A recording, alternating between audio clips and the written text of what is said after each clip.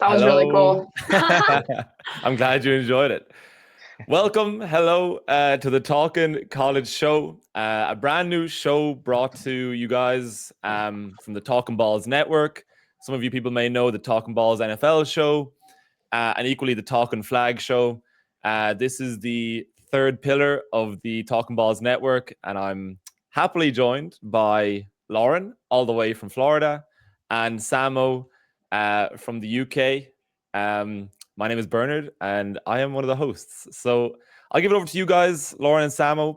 You guys can maybe introduce yourselves and give us a little bit of insight into who you are and what your relationship is with college football.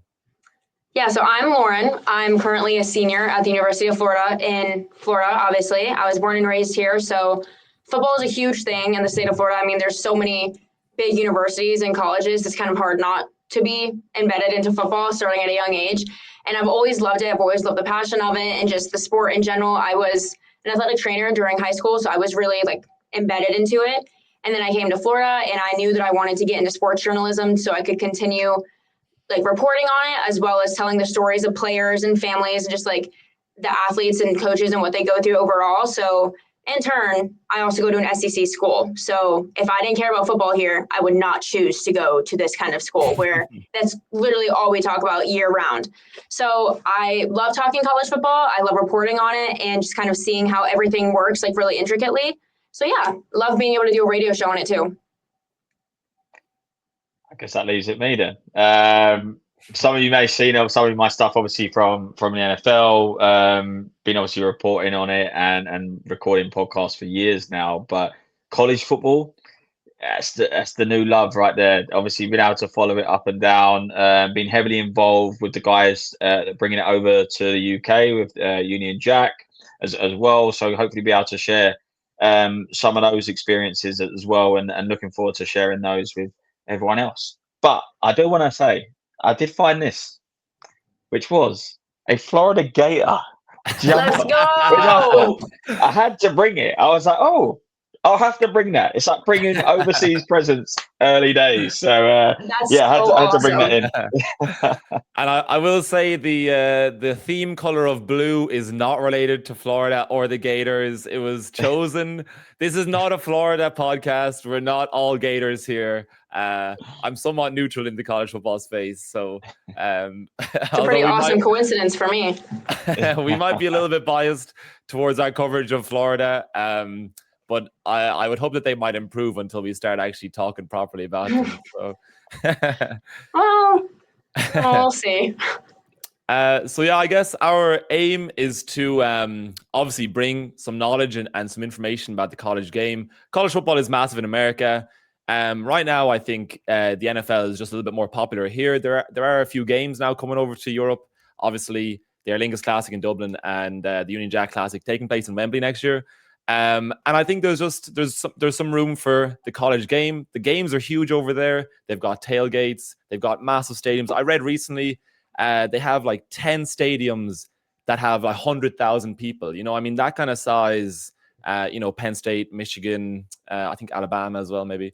So, that's almost kind of hard to comprehend as a European. We have big stadiums over here, but for college kids, teenagers to be filling out 100,000 seats every weekend is, I mean, Lauren, I'm sure you've been to a few games. It's kind of hard to even just imagine being a teenager playing in front of that kind of crowd.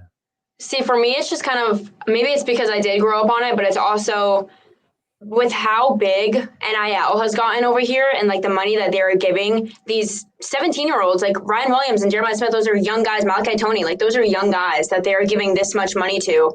And to fathom that these teenagers, you're saying, are making more money than NFL players and NIL alone, and based off of their salary, they're going to have to be that good. And they expect these athletes to fill out those 100,000 people stadiums. Mine alone is 90,000, and it has been sold out for 16 games straight. I want to say we're 3-7 right now.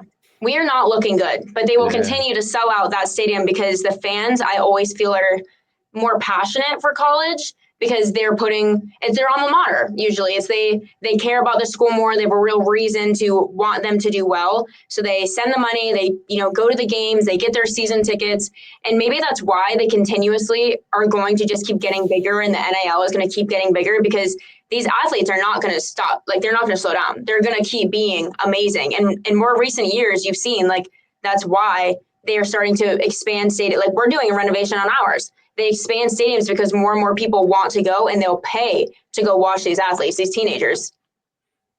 It's mad, actually, because I think for us in Europe, we see the films, we see the TV shows, and like trying to comprehend, like, is that actually what happens, and do people actually believe in these sort of college programs to that level? Yes.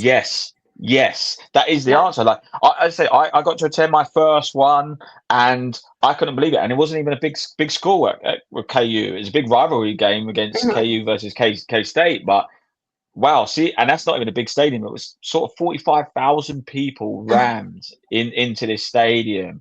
The tailgating, the excitement leading up to this game, the day before, the morning of, everything about it was just like, wow, like, okay, Yeah, this is like legit. Yeah, that's legit. That is mental. I mean, you obviously get to go to these games, so I'd love to hear what it's like on a regular basis, even if it's not a big rivalry game as well. Well, it's awesome because being an SEC, it's like, it just means more. So it means more when it comes to every little thing, including the tailgate. So this past weekend, I was at Ole Miss Florida game in Oxford, Mississippi, and I was at the Grove. Like, the way that they do tailgating is it's like a big block of just like tents on tents on tents on tents. And it's just, there's walkways and you walk in between, but like, I cannot imagine being a drunk college student trying to find my friends in that, because that sounds awful. My personal hell if I was in that situation. But like, there's tailgates with, alumni, and then there's frat tailgates, and there's sorority tailgates, and there's this and that and the other. And you just walk around, and something about the SEC, no matter what school you're at, is they're all very hospitable. So they're trying to feed you, and you need a drink, you need this and that. And like, Florida will be the same way. LSU is also really good with that. It's like, the fans want to be fans together until the game starts. Like, you can like your team, you can, be fine at the tailgate. At the tailgate, everyone's friends. And the way that Florida will do it is like, every man for themselves. If you can find a spot, you can tailgate there. It doesn't matter. And then the fraternities and sororities, like, they all just go down frat row, and they're, lining up to be able to go inside these frats. Like, if you're a guy trying to get in, you're paying like $100 if you want to go with your sister or your girlfriend or something. Like, it's honestly insane. And then a couple other schools that I've been to, they all do it pretty differently. But the main thing is, like, students treat this like it's make all, break all. Like, if you're not on their team, if you're not on their side, then they're going to hate you. They could honestly probably spit at you. I got spit at the Ole Miss game. That is disgusting. I know. Yeah, no, it's awful. It's all fun and games until the game starts. Because once the game starts, you were never friends. You don't know each other. It's not fun. It's not funny. Like, a big thing that Ole Miss does is they were doing like the belt to ass. Have you seen that? Like, it's like BTA. Yeah. So they're chanting that as they're losing in their stadium to Florida. They were literally losing, and they're chanting that. Granted, they did win, but then later on, Lane Kiffin, their current head coach, takes off his belt and hands it to Kewan Lacey, their star running back, and he is like lining it up to people in the stadium, like doing the belt thing. And I was like, what is going on? Like, I've never seen this. Like, it's just the football players and the fans respond so well to it, because that was all over ESPN that night. So the atmosphere. If they're losing, it's just embarrassing, though. Yeah, no, for sure. But then they did win. The most embarrassing part is that is the first time that they've sold out that stadium in years, because they don't show up to games, even though Lane Kiffin has tweeted and begged their fans to show up. But they showed out this time because they're scared that Florida's going to steal their head coach. So they didn't even know what was going on half the time. The atmosphere is crazy. Do schools tailgate together? So okay? So you like the fans are separate.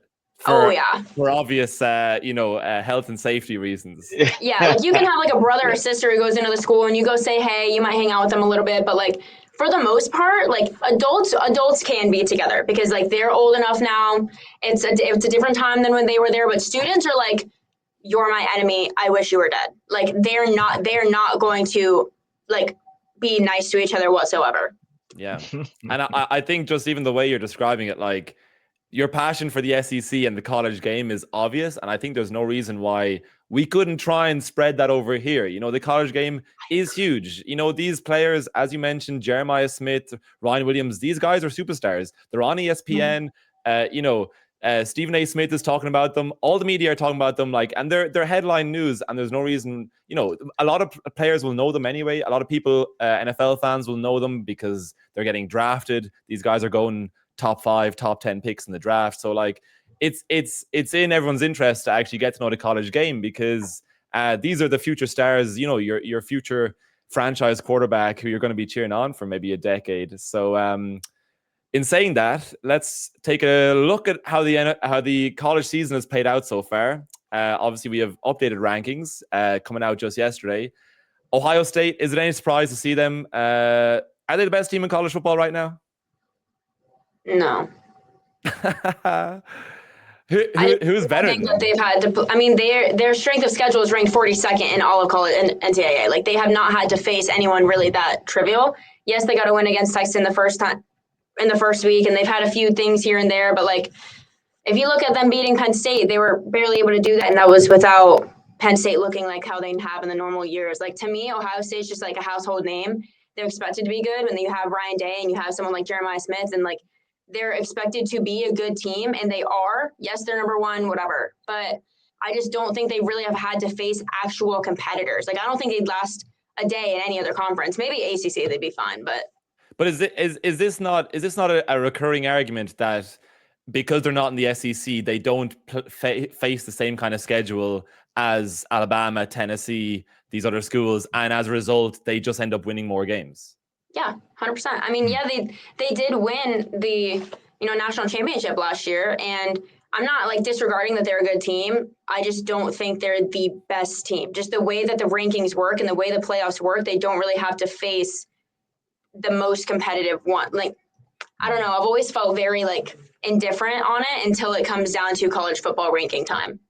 It's tough. It is tough. I'll say this though, like from anyone playing any form of sport, you still have to beat what's in front of you. Like you still have to go and do that, and they do it year in, year out. I for one, I've really enjoyed watching Indiana, and obviously even before Mendoza obviously transferred over there, everyone was like, "Do they need a QB? Is that what's going to take them up to the next level?" He's come in and absolutely nailed it.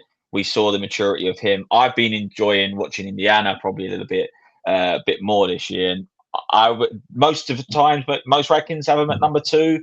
Most of the time, I try and flip that just because of the way they're been playing actually, and even when it's got tough, managed to get over the hill as well. Yeah, Indiana is a good team. I also like that Texas A&M is still up there. They came really close this weekend, though. They were losing to South Carolina, another 3-7 team. It was like 21-3, and I was like, "This is really, really bad. This is really, really bad." They're my top 4 like national championship contender, and I shouldn't be rooting for A&M, but I really wanted them to win, and they did. They pulled it off. It was the biggest comeback in this program's history. They won 31-30, but for them to still be up there, disregarding this past weekend's game a little bit, I think that they have had a tougher schedule than what like Ohio State's had to face. That's the thing. It's like I feel like they've had to work harder for their wins than Ohio State has, Yep. Speaking of major upsets, obviously the Oklahoma Sooners defeating Alabama. Is the Alabama reign? Obviously Nick Saban's gone, but is this Alabama like? Is there this golden era, this golden generation? Is it done? Are Alabama really serious contenders like they were 5-10 years ago? I would say so. I still think that they. Out of like, I choose like every year I choose like 4 teams that I think will win the national championship. Alabama is still one of my 4. Them falling to Oklahoma is like, yes, it's kind of surprising considering that Oklahoma lost to Texas, but that was also when John Mateer come back, just 17 days after breaking his thumb. That wasn't expected to be anything less. But Oklahoma is a very, very good team. And like last year, there was a few like bumps here and there since joining the SEC. This is another second season being in the SEC. And I think that they've made great strides. John Mateer was my Heisman pick before he broke his thumb, and he's a really great quarterback. They have a really good offense over there, 100%. I just think that Alabama sometimes gets ahead of themselves, and it's just like you were saying, like you need to play the game in front of you, and sometimes they get a little bit ahead of themselves, and that proves so in their play calling that they're trying to do something, 2 plays ahead of what they have to do right then. And that was really evident in the OU game, in my opinion, like especially their defense. It was like they weren't paying attention to what was right in front of them. But I think that they're still a powerful team for sure. They're always going to have that attraction as well to like players wanting to, from a recruitment standpoint. Everyone was, I think, well, I say everyone, but most people were sort of questioning how this would look, obviously with the nil money, obviously being in and around these programs as well. Is that going to knock off some of these powerhouses? I don't think that's going to change too much of Alabama. Like if they're on one of your options, people are going to be picking up that cap, right? They're still going to have like top players. They're still going to attract the best coaches when they need to, if they need to ever make those changes. So I don't think that era is gone. There might be a dip, but the era will still live on for in terms of a great program. Yeah, speaking of NIL, maybe diminishing the power of the big schools. Like from my perspective, I actually think it's almost like the rich get richer, right? So like the big schools, they've got the big kind of boosters. They've got more money behind them. They've got more, maybe a more involved alumni system. And actually, with the exception of maybe a big name player going to a smaller school, I don't agree that the bigger schools kind of get flooded, or it doesn't kind of the quality isn't being spread out among college. Like you still see the big schools going undefeated or winning 10 plus games every year anyway. And then the NIL comes out and you hear these crazy stories, these $1 million deals, and it's just the same schools every single time. So I actually don't know if NIL, okay, it's obviously helping players and rightfully so, they should get paid. But I don't think it's helping smaller schools compete. Is it helping develop players though? Is it helping develop players though? Because people now they've got a little bit extra cash, they can invest in themselves a little bit. The game's going to get quicker, it's going to get stronger whilst these programs are trying to fight for, even if it's scraps in terms of players, because the best have obviously gone to the elites. But I think everyone's just going to get stronger and stronger, which will just have a knock-on effect down the line in the pro game. The college game will be even better because players will stay in education, as it were, for that little bit longer. I think as well. Now they're getting paid. I think it's brilliant. I actually think it's a good thing. People aren't just going to jump ship too soon. Colleges are going to have these great players. We're going to see more entertaining games because I'm going to think we have a combination of people that would have left if it remained. Players that were coming in through those junior years are getting better, stronger. I like it.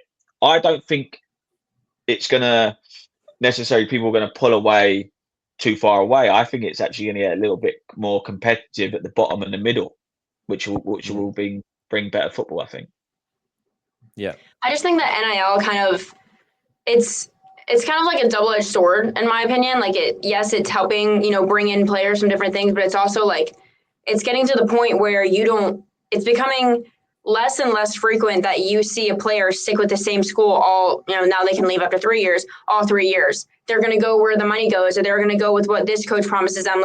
There's no loyalty to their school anymore, it seems like, because if one school can offer them more NIL than the other, but they might play a little bit less at this school, but they're going to get $5 million more versus at the other one where they're a starter and they're getting, let's say 13 million instead of 18 million. They're going to go to the school with more money, even though they're not going to start. And to me, I feel like a part of it is almost ruining the loyalty and the tradition that college football is supposed to have.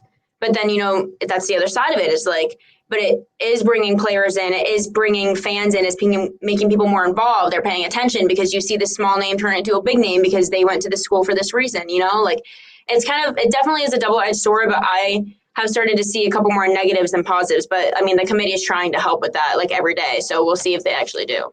Yeah, well, I think for me the bottom line is the players ultimately, I think they deserve to get paid. The money is ludicrous and it's probably it's excessive, but I think it's almost in line with what happens in America. But I mean, you look at I guess for me the most famous case was kind of Johnny Manziel and what happened with kind of him, and like college football is a business, right? It's not, they're not technically professional, but it is a massive money making business. We spoke earlier, you're talking about 100,000 seats in a stadium full. These players are selling jerseys, they're making a lot of money, not for themselves, but they're generating revenue for the schools and for these universities. So I think it's such to me, it's such a business that actually, if they were doing all of this and not receiving a penny or not properly receiving any money, I think that would equally be extremely unfair.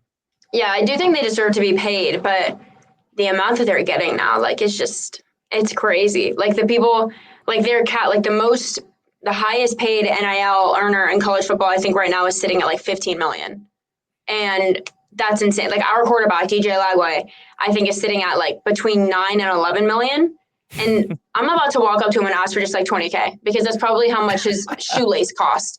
And I'll pay off my student loans. I mean, it won't do anything to him. Like these players, like, what do you need $15 million for when you're 20 years old? Like the people buy you the cars for them. I do hear that. Obviously, they're going to get a few freebies and looked after. The sport itself is so dangerous that a blink of an eye, your career is over. And those horror stories of scholarships being taken away and things like that, down the line that have happened, or have they really taken education seriously, that if they do get injured and can't play football anymore, they can actually fall back on that? Who knows? I think it's only right as well when someone is earning money off your name. Like if people are earning money off your name, like you say, the bums on seats, because that you're playing, then I think it's only right you earn a cut of that. The crazy thing is, the numbers you've put around as to what they're earning is probably still a drop in the ocean of the money that's coming into it. Exactly. So it's all relevant at that point, which is absolutely crazy to say that. Let me know if you do have any luck, obviously picking up 20K, because I will go on. I will get a flight over, and I'll be trying to do the same. I'll let you know, because I'm telling you right now, that's definitely just how much one of his shoelaces cost, or like I heard that one of them said that they paid like, I think it was $18,000 for like a chain that they wear during games. So like it's getting messed up, and then they buy a new one. What? Yeah, and they also, I've seen some of the athletes. I mean, they're college students. Like they're sponsored by Lamborghini or Porsche, and they're just like driving Lamborghinis around campus. That's DJ Lagway. That's our quarterback. He drives a Lamborghini. Yeah. Class. That's insane.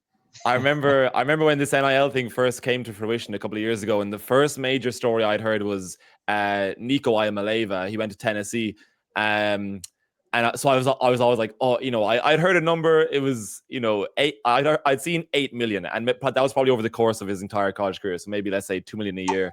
And I always said, I'll keep an eye on that guy now and see how his career kind of plays out. And he's now gone to UCLA, like may not even kind of make the league. And he's kind of, and that raised a question for me.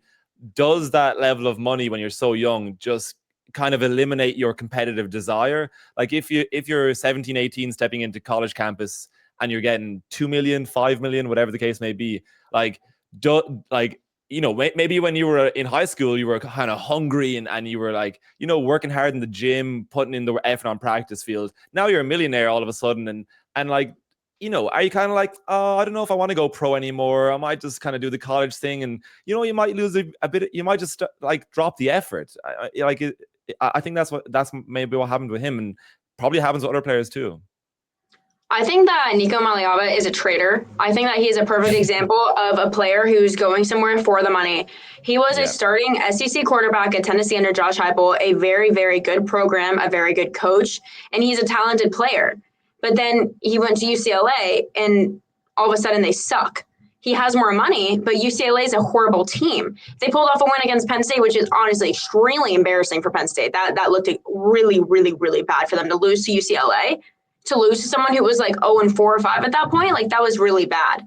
And the reason that they were able to do that is, yes, like Iamaleava is a good player, but he's a perfect example of like the blueprint of someone who chooses money over playing at a good school that can excel your career.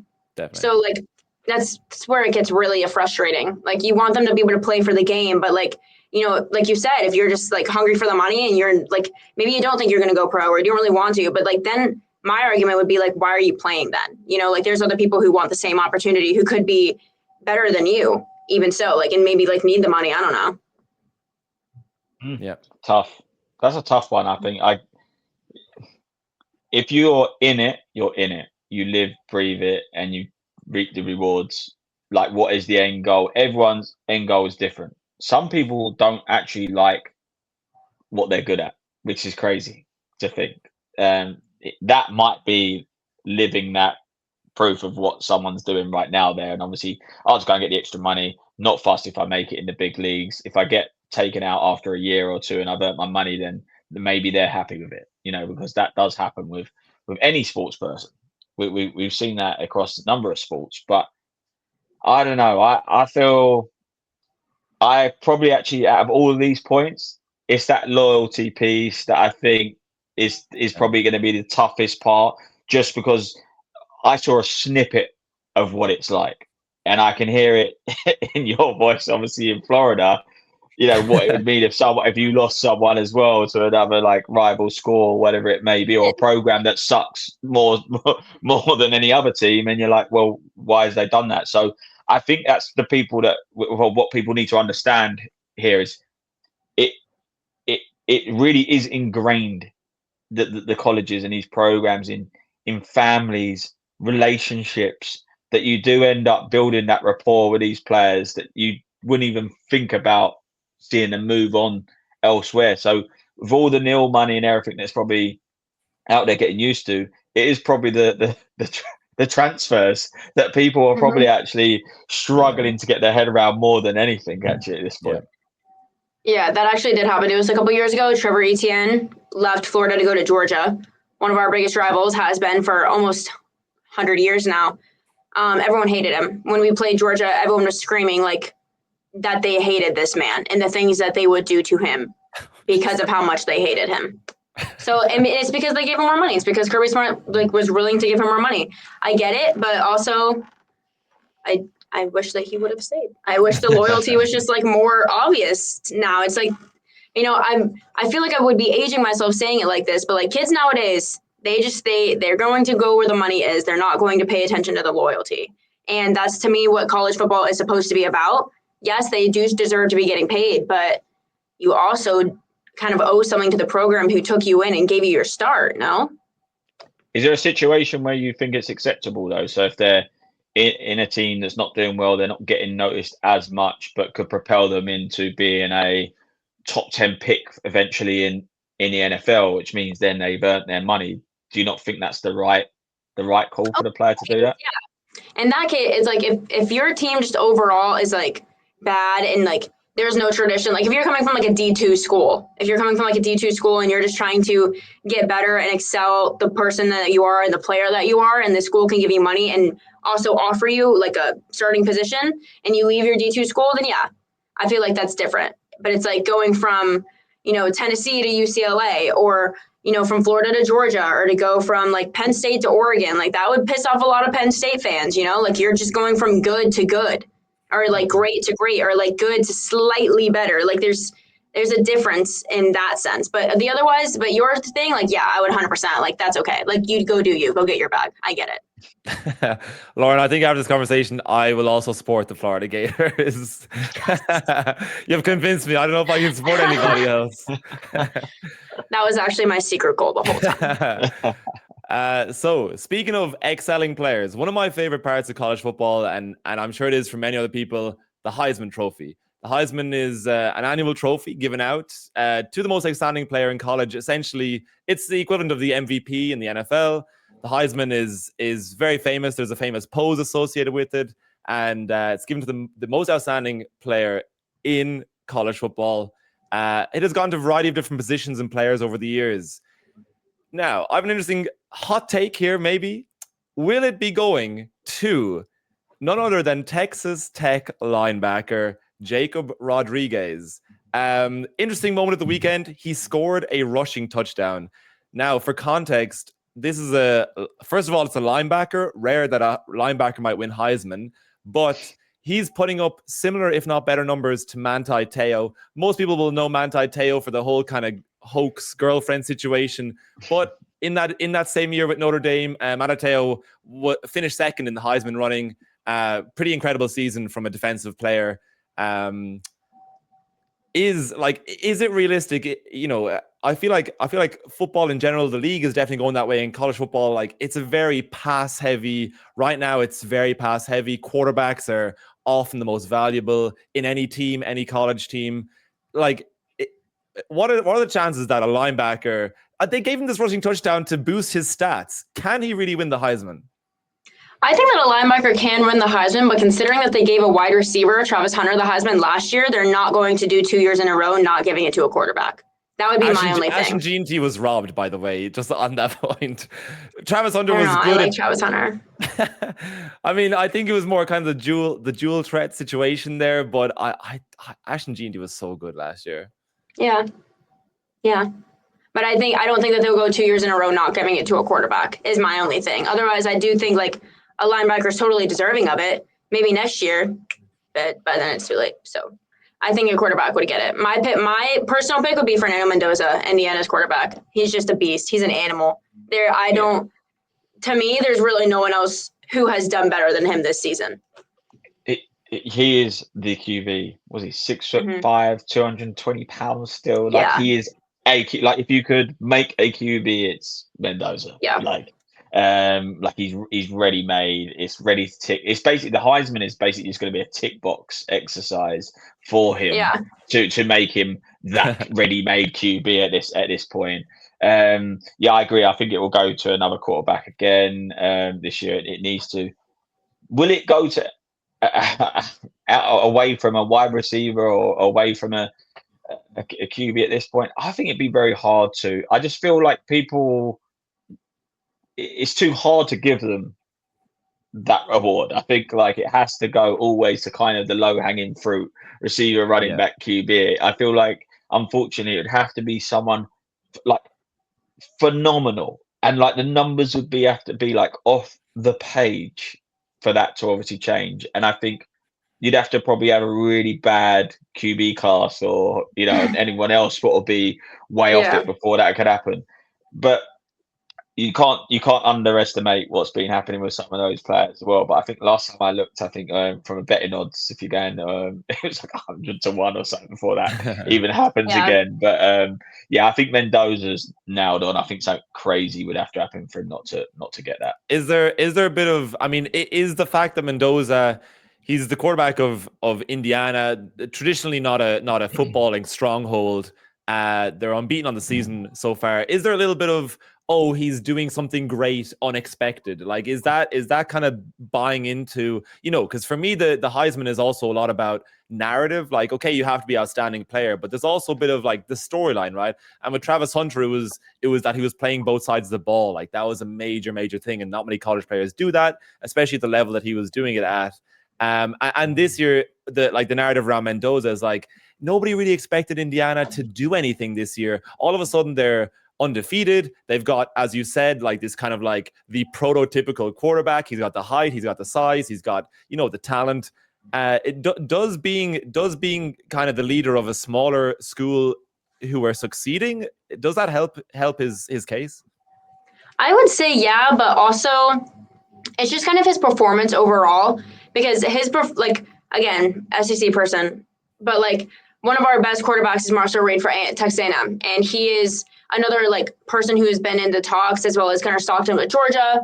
People try to put Arch Manning there. That's just ridiculous. He should be nowhere near the Heisman candidate list. Not even close. Fernando Mendoza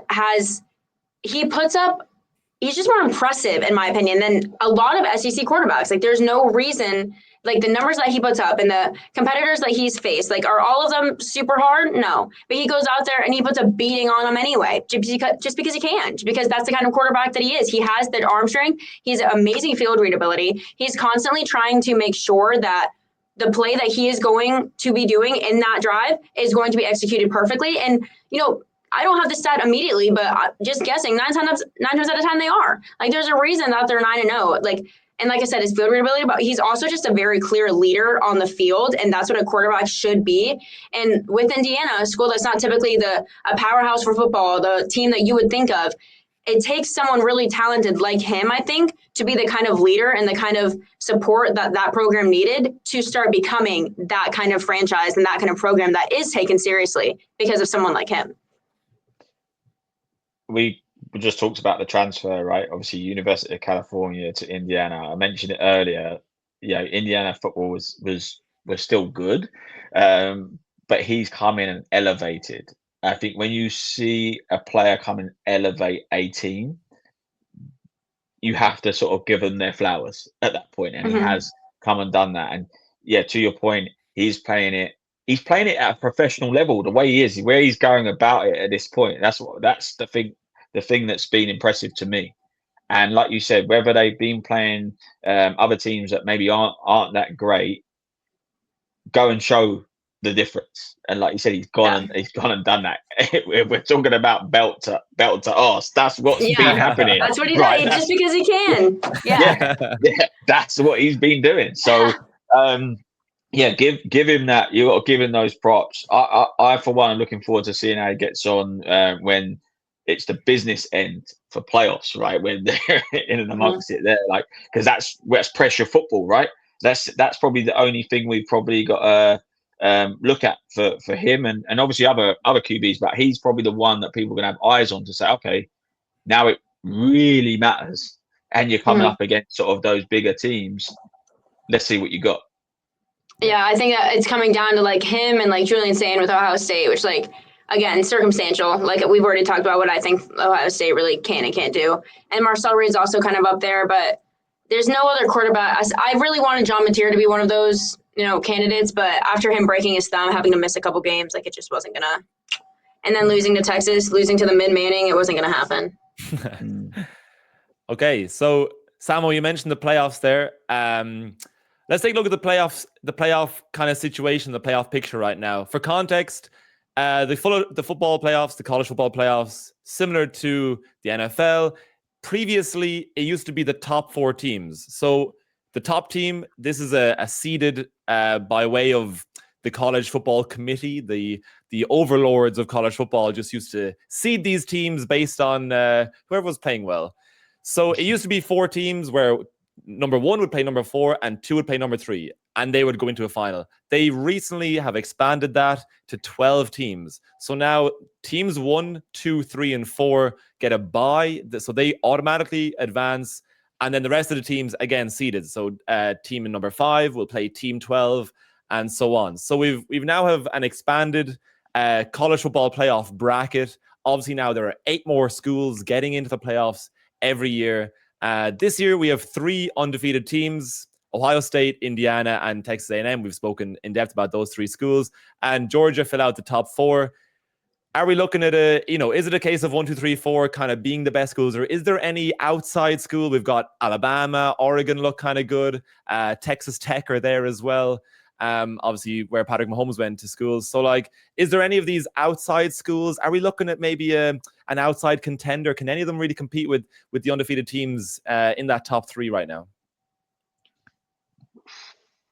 I think that Texas Tech could beat Georgia. But we wouldn't see that until like playoffs actually start, and they would have to beat their first team first before they even saw Georgia, and Georgia would be hosting, since they're like one of the 4, like all 4 teams would be hosting. So like they having to go into Athens to face Georgia would make it a little bit harder. But like if you stuck it at a neutral site, I think it'd be pretty interesting. I also don't think Oregon's that good. I think they're really overhyped, in my opinion. Yeah, Oregon are hyped, but they still got a top QB in there, in my opinion. I think again another one final year before he probably declares as well. If you're looking at the outside that top 4, I mean, I'm trying to take a look at it, and there's no one that stands out where you're going, they shouldn't be there. That's what I look at sometimes, is like, why are they so that like far down? Can they make a run to obviously come up the rankings and obviously go into that vein of form? But it's very hard at this point to look past the top 3 at this point being the eventual winners at this stage. I think there aren't many dark horses this year. I don't want to talk about Ole Miss after I heard people were spitting at you, so we won't give them any props. We won't give them any props whatsoever. I'm probably more intrigued about who could actually sneak in that top 12. Actually, in all seriousness, just to actually compete at this point. Off air, someone mentioned a name, so it'd be interesting to see people's thoughts on whether anyone could obviously creep up out of that top 25 into that 12. Well, Miami's sitting at 13 right now, and Miami fans would be livid if they were left out of the college football playoffs again. I don't care. Leave them out every year for all I care. But as an unbiased journalist, if they win the ACC, which they probably will, then I think they deserve to be in it. It's not like their losses have been extremely terrible. I mean, losing to Louisville looked bad in the moment. And they've had a couple moments where they looked not as sharp as they did at the beginning of the season because they really didn't have that. Yes, they beat Notre Dame. That was an impressive win, but then Notre Dame is sitting in one of those 12 spots and Miami's not, which is the only kind of refute that they would be able to say. But at the same time, I feel like Notre Dame has more consistent talent and more consistent wins than Miami has had. But if I were a Miami fan, I'm not, but if I were, I would also be a little bit annoyed if we were left out of the college football playoffs because they are a good team. Carson Beck, as much as it kills me to say, is a good quarterback. He's been throwing a couple more interceptions recently, though, so that's kind of cause for alarm. But other than that, I do think that Vanderbilt is kind of being skipped over a little bit too. That's another impressive team in my opinion. Diego Pavia and their coach Clark Lee they're a very good duo. They have a very good offense. They haven't been able to perform as well in the past couple of weeks. I don't know if they're falling off, which November is not the time to do that in college football. But they haven't been looking like powerhouse that they were, the weeks prior. So I'm kind of waiting to see if that's going to happen. If not, then I'm okay with leaving them out. Yeah, I'm looking at it, going thinking. I just don't think anyone else is obviously going to catch up. Be interesting to see the likes of Georgia Tech, US. I wish USC on the weekend was not impressed one bit. Really, I got to say, I was just thinking you're up there, but for what now? Just down tools. Don't worry about it. It's irrelevant. You're not gonna do that. I think obviously for the playoffs in this picture. Miami, yeah. Do you know what? I enjoyed the game on the weekend actually from Miami. I actually enjoyed that game. Yeah. So I'm glad. we have to stay neutral at times. Okay. Yeah. I'll tell you what. We'll say they weren't bad. Okay. We'll say that. Okay. Just to make it a little bit better. But yeah. Do you know what? For football purposes, though, in terms of overall winner, again, I know we've been talking about them a lot, but I think I would rather see Indiana take it at this stage as well. Just for the football purist, as it were, I think it'd be the right team to win. Yeah. And if it's gonna for me, because it goes obviously Ohio State, Indiana, A&M, and then Georgia. Half of the 4 teams are SEC schools. I would rather see Georgia get walked on and Texas A&M take the win. If it comes down to it, I'm obviously going to want the SEC to be the one who takes the title. But if it was Indiana and Georgia, I'm an Indiana fan for the day. I will root for Indiana all day, all night. Because again, I really do like Mendoza. I think that they're a great program, and he's been able to make them look really impressive, and he deserves his prop for that. If Indiana were to clean that slate, I mean, you're looking at Ohio State, you're looking at Georgia, A&M, major schools. If Indiana were to walk out of the playoffs with a national championship and a Heisman winning quarterback, I mean, what potentially what does that do for a school? Are they then going to be able to attract? Do they suddenly enter that upper bracket of school, or is it just let them have the kind of the storybook moment and then see you down the rankings next year? Oh no, they will have dozens of recruits flip. They will see that they produced a Heisman Trophy winner, that they just got the college football national championship. You'll be having kids leave from every single program. They will flip player after player after player. And Lord knows how much money they'll get after winning that and knowing that they can produce those kind of players. The opportunities will be endless. Indiana will be a school to be talked about for years if both of those things were to happen this season. Yeah, it'd be an incredible storyline for, as Sammo said, a smaller school or a school that nobody really expected to do well to walk out with essentially the 2 biggest moments in college football.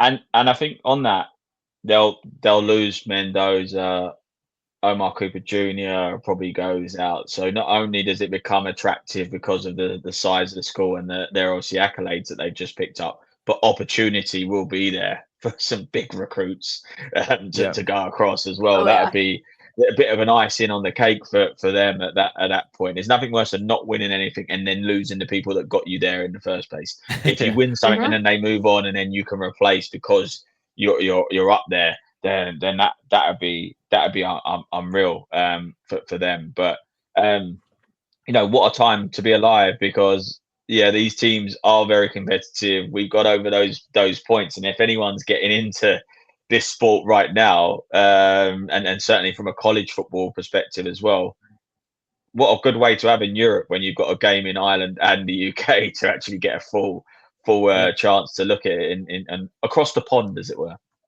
Yeah. And I think I just like all the topics we've covered already, like all the teams, all the players. I mean, college football every year, it's just full of so many storylines, different narratives, like with the playoffs, and then stuff that Lauren touched on, like with there's the loyalty, and there's like this player, and like there's so many intertwined stories throughout any college football season, that it'd be it's a good time, and it's an interesting time to get involved and start to kind of follow it, because these are young kids, but they're playing football at a very, very high level and a very entertaining level as well. From tailgating right to the final whistle, like it's a show. It's a show, and I think it's a good show to get invested into. I would have to agree. Yeah. So I think on that note, we can probably end the first episode. Thanks for being here, guys. I think that was pretty good. That was pretty good. That was pretty good. Yeah. I gotta say, it's 45 minutes, just absolutely clean off the slate there. So, thanks for listening. And thanks for giving your input, guys. I think we're on to a good start here. So, we will be continuing this, I'm sure, throughout the college football playoffs. Then as soon as the playoffs end, you've got the combine, you've got the draft, and then you're already looking into next season. So although the college football season is it's a few months, but actually there's enough material there throughout the entire year to kind of keep covering storylines and players and teams and stuff. So I think we'll end it there. Thanks for listening. Thanks for being here, and see you next week. Bye, guys.